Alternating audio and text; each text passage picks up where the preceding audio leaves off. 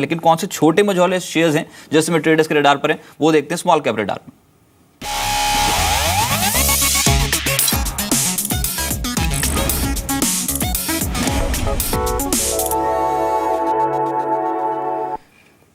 Madhucon projects, ये stock दिया गया आज का सुपर शेयर है। 9:30 बजे रोज एक ऐसा सेगमेंट लेके आते हैं, एक ऐसा शेयर लेके आते हैं जो आपके पोर्टफोलियो में दमदार रिटर्न्स दे सकता है। मधुकॉन प्रोजेक्ट्स आज 8% उछल गया। इसके अलावा सीएनसी कंस्ट्रक्शन, ये शेयर अब थोड़ी देर पहले इनफैक्ट बहुत स्ट्रांगली एक्यूमुलेट हुआ, इंपॉर्टेंट एवरेजेस के ऊपर आके कामकाज कर रहा है, बहुत स्ट्रांगली गेन्स दिए हैं इसके आज के मार्केट में।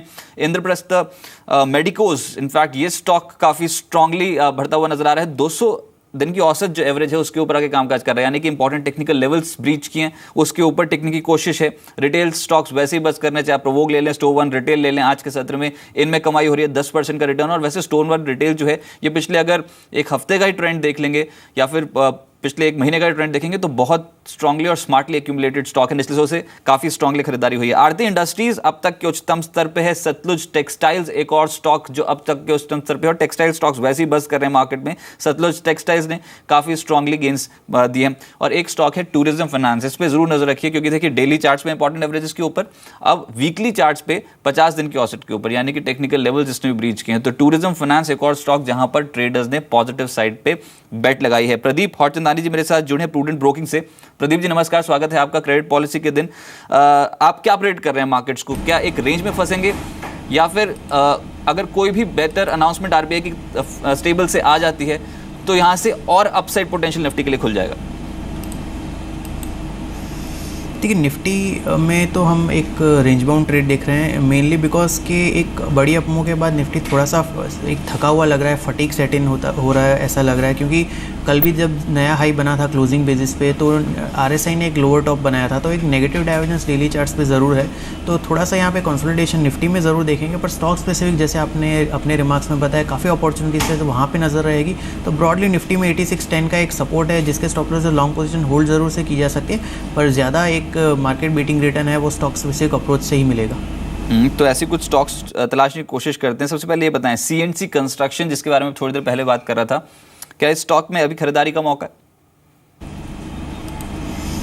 जी बिल्कुल, ये अपने एक 200 डीएमए के ऊपर एक महीने से ट्रेड कर रहा है और बाय एंड लार्ज एक डेली चार्ट पे भी एक हायर टॉप हायर बॉटम की फॉर्मेशन इंटैक्ट है। 17 रुपये 65 पैसे का इसका जुलाई का टॉप है, वो एक इमीडिएट टारगेट रहेगा और उसको क्रॉस कर लेता है तो फिर इस एक 24-25 के आसपास एक नेक्स्ट मेजर टारगेट रहेगा जहाँ पे इसकी 34 मंथ मूविंग एवरेज है। तो बाय एंड लार्ज इस पर भी एक पॉजिटिव रहेगा।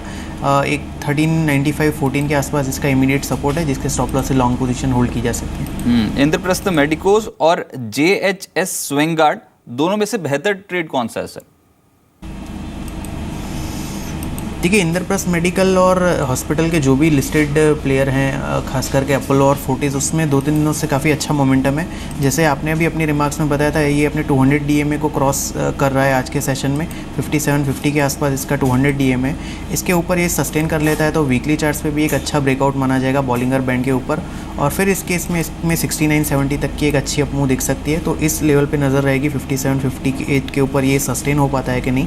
जेएचएस स्विंगार्ड एक मेरे हिसाब से कंसोलिडेशन में फंसा हुआ है, ओवरऑल ट्रेंड इंटैक्ट है। ऊपर की साइड में 39 का एक रेजिस्टेंस है वो क्रॉस होता है तो इसमें 42 का इनिशियल टारगेट रहेगा। तो यहाँ पे मेरे हिसाब से एक 39 का रेजिस्टेंस क्रॉस हो फिर लॉन्ग पोजीशन इनिशिएट की जा सकती है। कल एक स्ट्रॉन्ग सेट ऑफ रिजल्ट्स थे कोलगेट के, वॉल्यूम ग्रोथ काफ़ी शानदार और टूथपेस्ट सेगमेंट में जिस तरीके का प्रदर्शन था वैन बेसिस पे उसका एक इम्पैक्ट था। कोलगेट बहुत स्ट्रांगली चढ़ा कल के सत्र में, लेकिन आज ऊपरी स्तरों पर दबाव है। प्रॉफिट बुकिंग 4% के आसपास की गिरावट और ये हाल मैरिको का भी है। एफएमसीजी स्पेस पे क्या व्यू लेके चल रहे हैं सर आप? यहाँ पे मेरे हिसाब से एक कोलगेट जो आपने बताया वो ओवरऑल चार्ट्स पे बहुत अच्छा लग रहा है क्योंकि एक अच्छा कंसोलिडेशन का फेज इसमें देखा था पिछले एक साल से ये कंसोलिडेशन के फेज़ में था और ऊपरी साइड में 950 के ऊपर इसमें अच्छा ब्रेकआउट पिछले हफ्तों में देखा गया था। तो मेरे हिसाब से ये जो करेक्शन आ रहा है इसमें एक बाइंग अपॉर्चुनिटी समझनी चाहिए।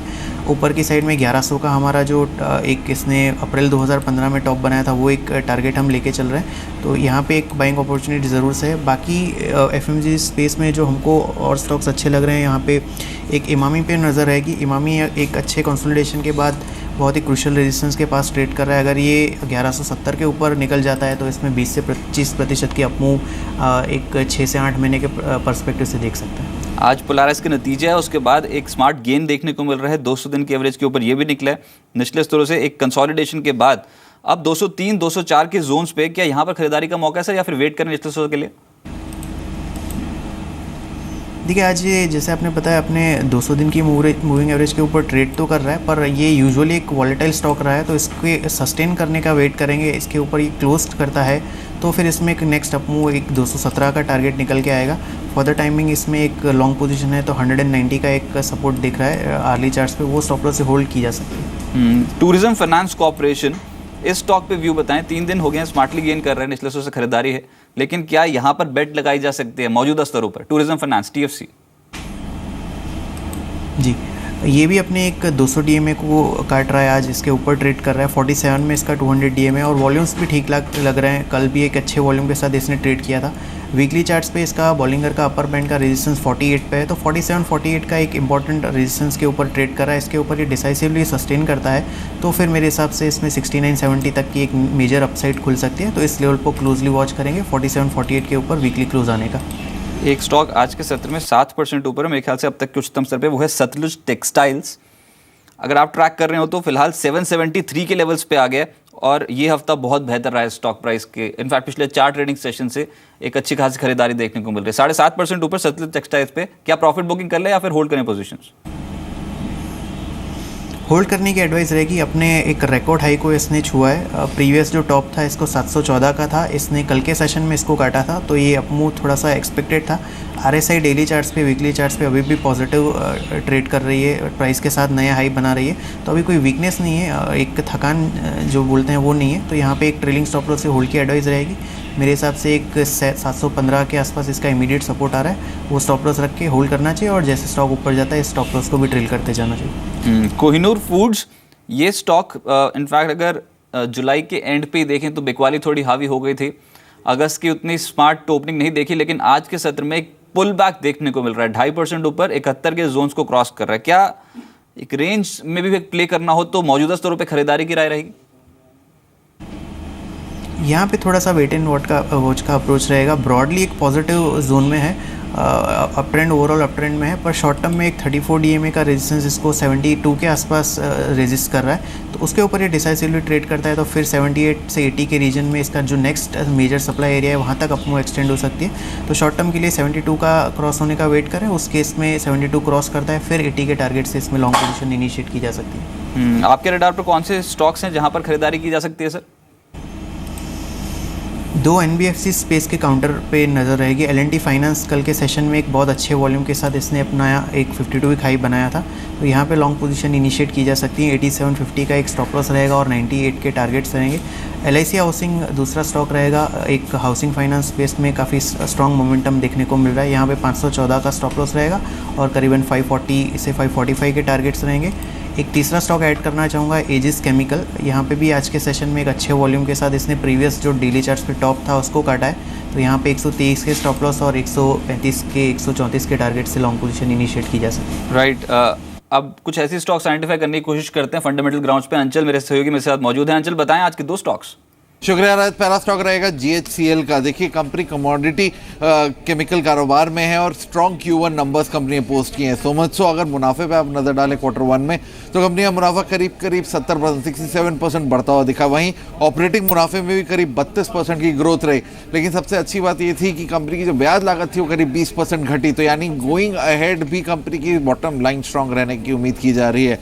साथ ही वैल्यूएशंस पे नजर डाली कंपनी की मौजूदा कैश EPS करीब 27 रुपये की, 26 रुपये 80 पैसे में कंपनी की मौजूदा कैश EPS है और FY18 के लिए अनुमानित EPS करीब 40 रुपये की, तो वहीं P मल्टीपल महज 5.3 टाइम्स पर ट्रेड होता हुआ दिखेगा। बेहद सस्ते वैल्यूएशंस पे शेयर अवेलेबल है। एक केमिकल स्पेस ऑलरेडी काफ़ी समय से बदेंगे। एक स्ट्रॉन्ग Q1 नंबर्स कंपनी ने पोस्ट की, यही कारण है MK मानता है GHCL में खरीदारी करिए, 280 आपका लक्ष्य रहेगा। दूसरा स्टॉक आज के लिए एलगी इक्विपमेंट्स का रहेगा। देखिए इंजीनियरिंग कारोबार की कंपनी है, मुनाफा कंपनी का Q1 में करीब 84% बढ़ा है, वहीं कंपनी का ऑपरेटिंग मुनाफा भी करीब 14%। ब्याज लागत यहाँ पे भी घटी और एक क्वांटम से घटी, करीब 70% कंपनी की ब्याज लागत घट गई है, तो कहीं ना कहीं एक पॉजिटिव ट्रिगर, एक पॉजिटिव इंडिकेटर बन जाता है। मौजूदा कैश EPS करीब 4.25 रुपये की है, तो वहीं FY18 के लिए अनुमानित EPS दोगुनी होती हुई दिखेगी, 9.5 रुपये तक जाती हुई दिखेगी और P मल्टीपल 18.4 का। तो इसीलिए स्पार्क मानता है खरीदारी करिए, 216 के लक्ष्य है। बहुत शुक्रिया दोनों स्टॉक्स हम तक पहुंचाने के लिए। लेकिन एक कंपनी के नतीजे हैं, फटाफट से वो भी अपडेट दे दूं मैं। पॉलीमेडिक्योर का मुनाफा जो है 9.75 करोड़ से ग्रो होकर 12.6% पे पहुंचा, यानी कि 30% के आसपास का जंप।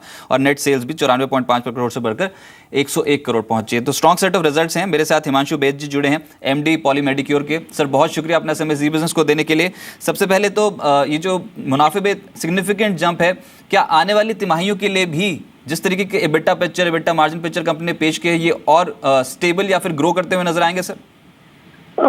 हमारी उम्मीद है कि जो आगे जो 3 जो क्वार्टर्स हैं उसमें भी हम इसी लेवल पे डेफिनेटली परफॉर्म करेंगे। जो हमारा टारगेट है इस साल का कि 25% के आसपास एबिटा कंपनी का रहना चाहिए ओवरऑल टर्नओवर के ऊपर। एबिटा मार्जिन बात करूं 18.9% से बढ़कर 22.5% पहुंचे। क्या ये 18-22% की ट्रेजेक्ट्री मेंटेन रहेगी या फिर सिग्निफिकेंटली ग्रोथ देख सकते हैं मार्जिन पिक्चर में? जो मार्जिन है इसी लेवल ट्रेंड पे रहेंगे, क्योंकि we have a strong order pipeline है हमारे पास अभी, और खासकर जो हमारा बिजनेस है यूरोप में काफी आगे बढ़ रहा है। तो उससे हमें उम्मीद है कि जो मार्जिन पे काफी इजाफा हो सकता है आगे फ्यूचर में जाके। तो कितनी बड़ी ऑर्डर पाइपलाइन है सर? और दूसरा, ये लॉन्ग टर्म फाइनेंसिंग कंपनी की फिलहाल लायबिलिटीज कितनी है और क्या उसको आने वाले समय के लिए कहीं से रकम जुटाने की कोशिश कर रही है कंपनी, क्योंकि आपका हरियाणा प्लांट भी कहीं ना कहीं शुरू होने जा रहा है? हाँ, तो अभी जो हम जो इसकी जो फंडिंग कर रहे हैं हरियाणा प्लांट की, जो हम उसको इंटरनल अक्रूवल्स का डेट से फंडिंग कर रहे हैं, तो आधी फंडिंग डेट से होगी, आधी इंटरनल अक्रूवल से होगी। कितना डेट रेस कर रही है कंपनी सर?